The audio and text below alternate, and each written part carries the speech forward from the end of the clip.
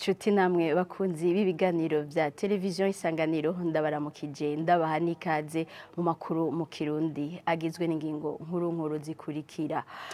Hari umugabo yapfuye yishwe n'umugore wiwe muri quartier Mirango 2 mu Kamenge aho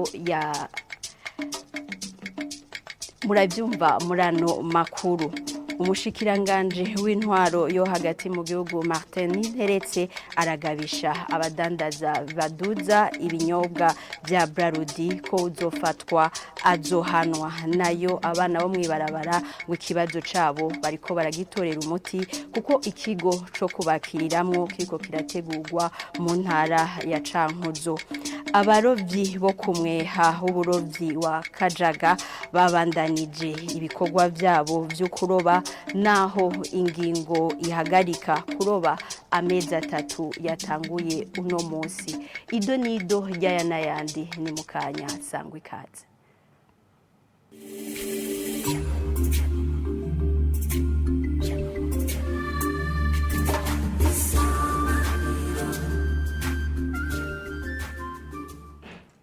Dasuye kubaramutsa ndabaha n'ikaze murano makuru mu Kirundi. Reka duhere mu gisata c'umutekano aho hari umugabo yaraye yishwe n'umugore wiwe muri quartier ya Mirango mu ya kabiri mu Kamenge mu gisagara ca Bujumbura mwijoro ryo kuri uyu w'Imana buca ari kuwa mbere. Amakuru atangwa n'ababanyi b'uwo muryango avuga ko umugabo yatashe mwijoro avuye ku kazi ashika muhira asanga umugore wiwe atari muhira niko kuja mu nzu araryama n'abana. Umugore atahutse nk'isazi 3 z'ijoro ngo baca barashwana kugeza aho umugabo apfa yishwe acumiswe imbugita.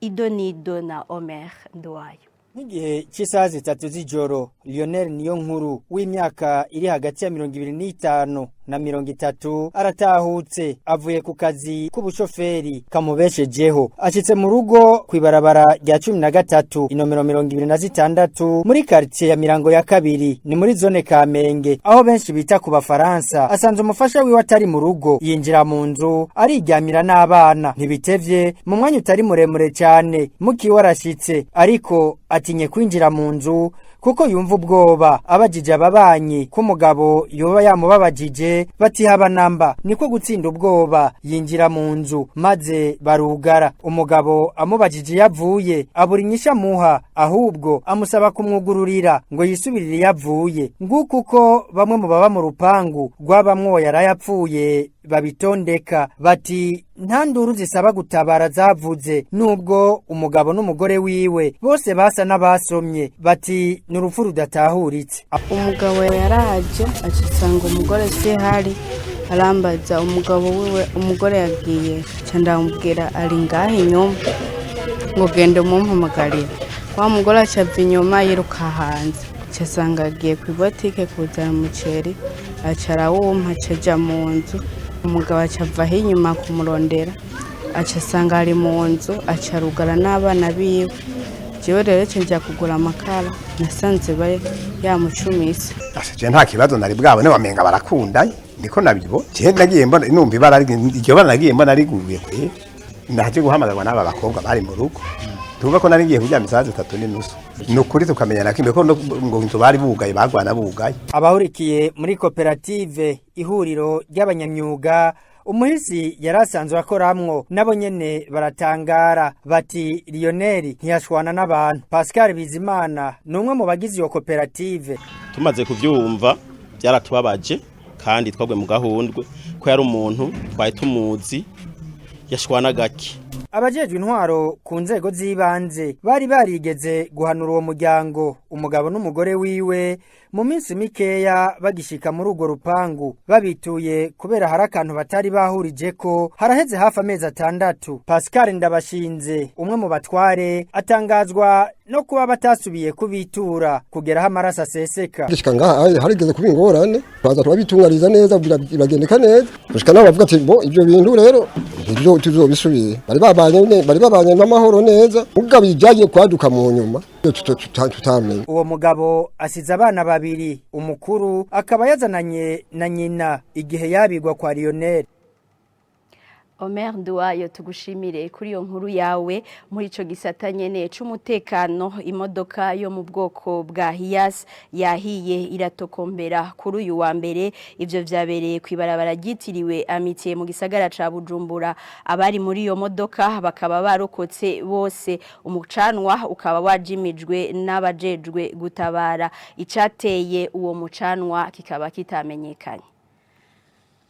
Ano makuru turayabandanya. Abarovyi bo kumweha aho uburovyi wakajaga bavuga ko ibikorwa byo kuroba babibandanije ukuri kwamye. Abo barovyi bakavuga ko atacandiko leta irasohora ko ikiyaga ca Tanganyika cugaye. Bakavuga ko batabona uko bazobeshaho imiryango batunze.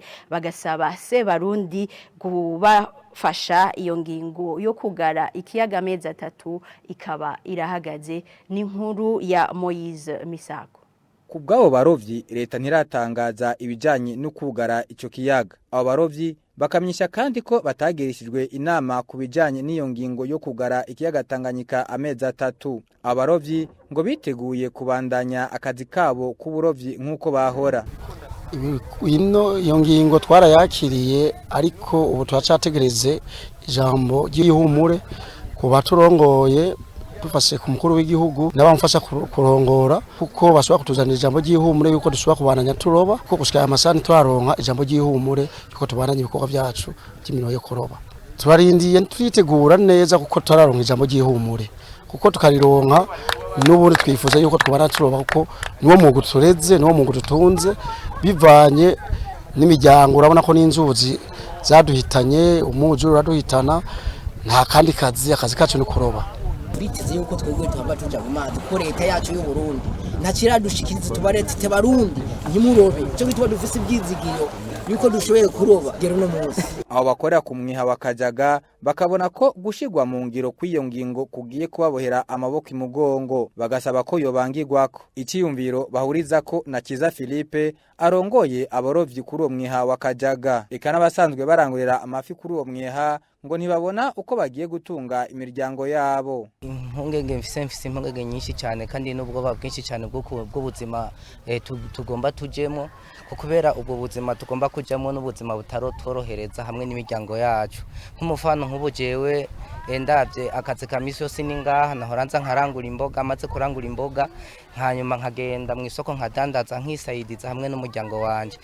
Nukuraba yuko boraba yuko bofata ingingo yoza yorohereza abanyagihugu bato bato kugira ngo natwe turabe ukuntu twobaho. Twasaba ubutegetsi buhari ko bwo dufasha nk'umuvyeyi tuwe tuza twumva amakuru ijya no hino ko nabo bavyanse yuko Tanzania batazoroba.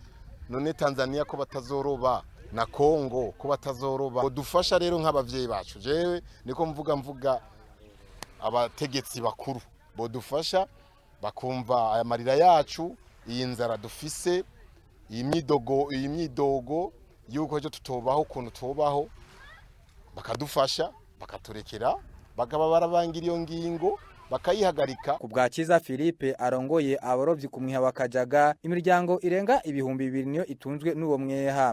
Nivyo bari vyiza kuko tuba tugiye kubaho nabi bivanye nta kandi kazi twari dusanzwe dufise, nta kandi kazi nta yindi metier twari dufise. Umuga wacu haruye nk'abantu bonyene mfise ngaha ibihumbi 2, haruye nk'ibihumbi 2, haruye n'imiryango iri mu rugo, twebwe twitwa ko turi 200 n'imiryango dufise nayo. Urwego rujeje gucungera ikiyaga Tanganyika Autorité du Lac Tanganyika rukarwa rafashe ingingo ko ikiyaga cugagwa mu kiringo c'amezi 3 kuva kuri uyu wa 15 rusama gushika ku wa 15 ukwezi k'umunani uno mwaka. Ano makuru tuyabandanirize kumugoboka. Abanyagihugu bo kumugoboka wa mbere barahanzwe n'ikibazo cikena ry'amazi. Bamwe mu bayaze n'isanganiro kuri uyu wa mbere bavuga ko haheze indwi zishika kuri 3 atamazi bafise. Bakavuga ko bikora kuruzi ntahangwa. Basaba Regidezo ko yo baronsa amazi. N'inkuru ya Anise niyo mukiza. amabombo menshi twaciye ko ku mugoboka wa mbere quartier Mutanga Sud nta nima ry'amazi riharangwa hamwe abanyagihugu batondetse ibivomesho vyabo baraririye n'utwosese batazi igihe tuzobonekerako bavuga ko amayinga atataheze bagatinya gufatwa n'indwara zifatiye ku isuku rike kubera ko basigaye bikora ku mazi y'uruzi ntahangwa.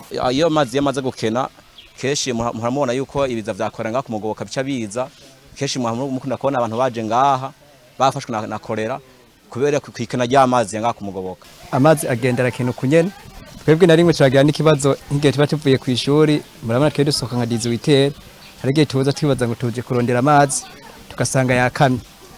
Rero muri ico gihe twebwe birashika tukaca no gufungura tunafunguye kubera ta buryo dufise bwo gushobora kuza kuvoma kandi biranaduhanga cyane. Ikibazo c'amazi kuva girango hoba haheze nk'iyinga zitatu tutaronka amazi araza kanya gato havomye nka babiri agaca kama nk'ubu kuva ejo mwijoro yaraje mu masamoya naho nyene carakama abanyagihugu batonze kugeza hariya kwibarabara ntibarosa amazi. Ikibazo rero dufita ni iki baca bagenda kwiroha muri ntahangwa nayo urabona ingene isa. Basaba bijejwe gufata mu minwe ico kibazo. Bosaba nka Regide zo kikutagashe kugira ngo tuvugire irabe cyo Regide zo yodufasha mu ngaha mu bijanye no muri Mutanga Sud kugira ngo bikunde tuzotoronka ayo mazi nubwo yoza araza nkuko yahoraza vyodufasha kumva zuko keshi yamazi amaze gukena ngaha benshi bakunda kugenda mu ntahangwa hari batateka hari nafa kwakoresha uko nyene